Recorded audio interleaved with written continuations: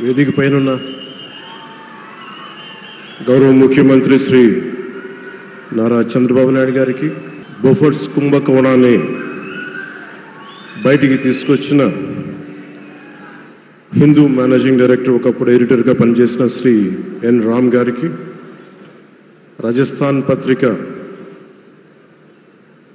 Chief editor owner అయిన శ్రీ గులాబ్ కుటారి గారికి, చిత్ర పరిశ్రమ అతిరథ మహారథులందరికీ, శ్రీ రామోజీరావు గారి కుటుంబ సభ్యులు, వారి అబ్బాయి శ్రీ సుమన్ గారికి, శ్రీమతి శైలజా కిరణ్ గారికి, శ్రీమతి విజయేశ్వరి గారికి, రామోజీరావు గారి మనవలకి మనమనాలకి ప్రత్యేకించిన హృదయపూర్వక నమస్కారాలు. ముఖ్యంగా ఆయనతో పాటు వెన్నంటే ఉన్న ఆయన ఈనాడు పత్రికా కుటుంబానికి, జర్నలిస్ట్ కుటుంబానికి, వారందరికీ కూడా నా ప్రత్యేక హృదయపూర్వక నమస్కారం. రామోజీరావు గారి గురించి అందరూ చెప్పిన దానికంటే కూడా నాకు నా పర్స్పెక్టివ్లో, నా అనుభవంలో నేను చూసిన రామోజీరావు గారిని మీ కొద్ది సంఘటనలు పంచుకున్నాం. రామోజీరావు గారు నాకు సినిమాలు ఉన్నా కానీ నాకు పరిచయం లేదు. ముందు షూటింగ్ ఆయన స్టూడియోస్లో చేసినా కానీ ఫస్ట్ టైం పాలిటిక్స్కి ఎంటర్ అయిన తర్వాత 2008లో ఆ సమయంలో ఆయన కలవటం జరిగింది. ఆయన మాట్లాడిన విధానం చాలా నిక్కచ్చిగా, ప్రజల పక్షపాతాన్ని. ఆయన మాట్లాడుతున్నంతసేపు నాకు మైండ్లో ఒకటే అనిపించింది, మనసులో జర్నలిస్టిక్ వాల్యూస్ని కాపాడటానికే ఆయన ఉన్నాడు. ప్రజాక్షేమం, ప్రజా సంక్షేమం, ఈ పర్స్పెక్టివ్లోనే, ఈ కోణంలోనే ఆ చర్చ జరిగింది. నన్ను ఒకే ఒకసారి ఆయన 2019లో ఒక లంచ్కి ఆహ్వానించారు వారి కుటుంబ సభ్యులతోటి. ఆ రోజు ఆయన మాట్లాడింది దేశ పరిస్థితులు, ముఖ్యంగా పత్రికా స్వేచ్ఛ గురించి, పత్రికా రంగం ఎంత కీలకమైంది. ఆయన ఎప్పుడూ కాంప్రమైజ్ అవ్వలేదు. ఒక విషయం చెప్పాలి అంటే అది తనకి తెలిసిన వారు అవ్వచ్చు, తన సన్నిహితులు అవ్వచ్చు, స్నేహితులు అవ్వచ్చు, కుటుంబ సభ్యులు అవ్వచ్చు, జనం కోసం వచ్చేటప్పటికి నిష్పక్షపాతంగా చాలా నిర్దాక్షిణ్యంగా ఉంటుంది ఆయన ఆలోచన పరిధి. అదే ఆయన ఈనాడు పేపర్లో రిఫ్లెక్ట్ అవుతుంది. నేను చాలాసార్లు అనుకునేవాడిని, ఒక వ్యక్తికి ఇంత, ఆయన ఆ రోజు లంచ్ తర్వాత కూర్చున్నప్పుడు ఆయన మాట్లాడుతుంటే ఆయన వేదనని నేను చూశాను. ఆయన నలిగిపోతున్నారు. నిజంగా పత్రికా స్వేచ్ఛ ఎంత అవసరం దేశానికి, ప్రజాస్వామ్యానికి ఎంత కీలకమైంది, అది ఆయన చెప్తుంటే ఆయన ఆవేదన నాకు అర్థమైంది. అలాంటి వ్యక్తి మీద ఎన్ని రకాల ఇబ్బందులు పెట్టారో మనందరికీ తెలుసు. ఒక పేపర్ ఒకటే నడపటం చాలా కష్టసాధ్యమైంది. కానీ దాంతోపాటు ఆయనకి నష్టపోవడానికి, జనరల్గా అలాంటి విలువలు, కమిట్మెంట్ ఉన్నవాళ్ళు మిగతా వ్యాపారాలు అంటే ఆయన్ని అన్ని రకాలుగా దాడులు చేయడానికి చాలా తేలిక.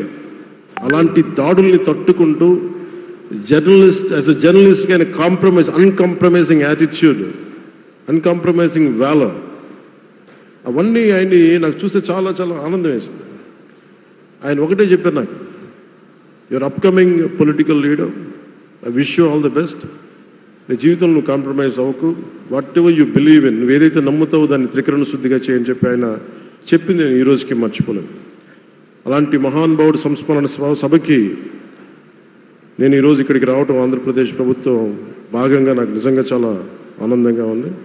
రైట్ టు ఇన్ఫర్మేషన్ యాక్ట్ దారిలో చూస్తూ ఉంటుంది కానీ ఎగ్జిబిషన్లో 2008 రైట్ టు ఇన్ఫర్మేషన్ యాక్ట్లో ప్రజలకు ప్రతిదీ తెలియాలి, ప్రభుత్వంలో ఏం జరుగుతుంది, ప్రభుత్వం ఏం తీరుతెన్నులు ఎలా ఉంది అని.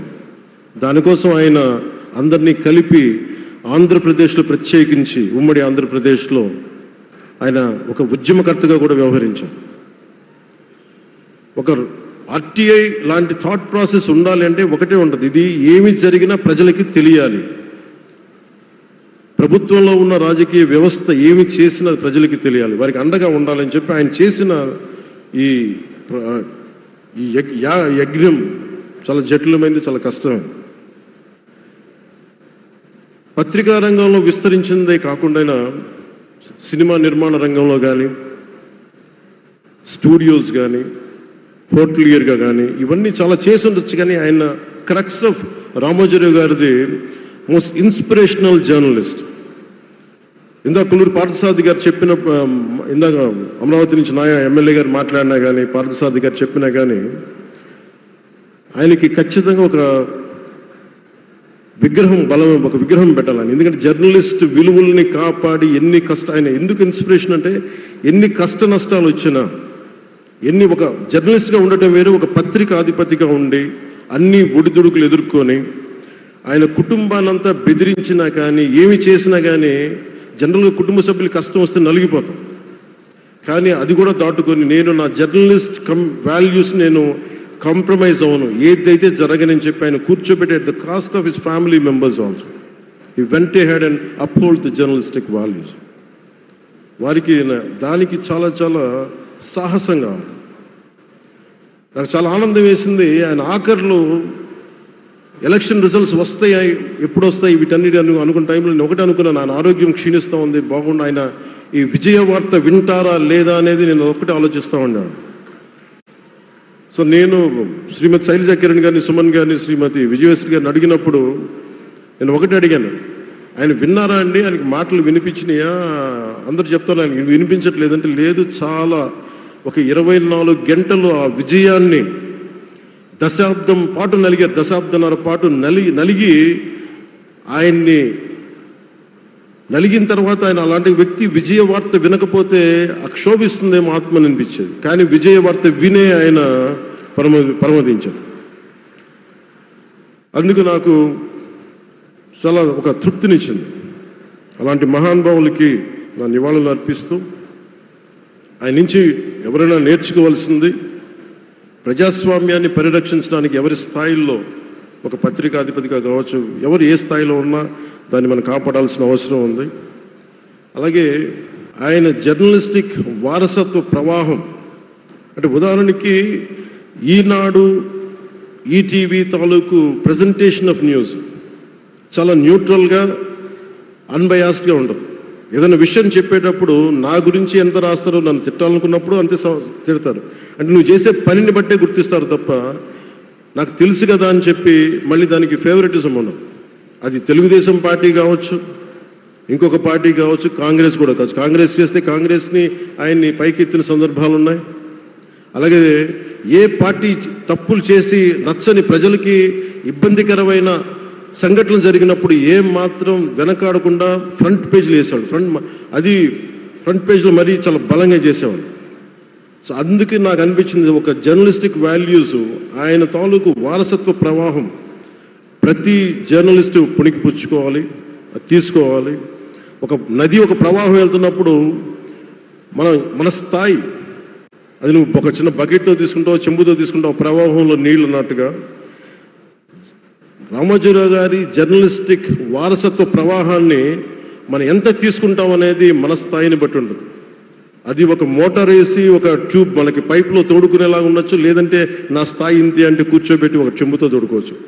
అలాంటి అపరిమితమైన ప్రవాహం, ఆగని ప్రవాహం, ఉధృతమైన రామోజీరావు గారి జర్నలిస్ట్ వారసత్వ ప్రవాహం ఈ రాష్ట్ర ప్రజలందరూ కూడా, తెలుగు ప్రజలందరూ కూడా దాని నుంచి మనకి ఒక స్ఫూర్తిని తీసుకోవాలని మనస్ఫూర్తిగా కోరుకుంటూ, నాకు అవకాశాన్ని ఇచ్చిన నా సహచర మంత్రివర్యులందరికీ, ఇక్కడికి వచ్చిన ప్రత్యేక ఆహ్వానితులుగా వచ్చిన జర్నలిస్ట్ పెద్దలందరికీ, పత్రికా ప్రతినిధులందరికీ, ఇక్కడికి వచ్చిన అతిథులందరికీ, విశిష్ట అతిథులందరికీ ప్రత్యేకమైన ధన్యవాదాలు తెలియజేసుకుంటూ, కృతజ్ఞతలు తెలియజేసుకుంటూ సెలవు తీసుకున్నాను. జై హింద్.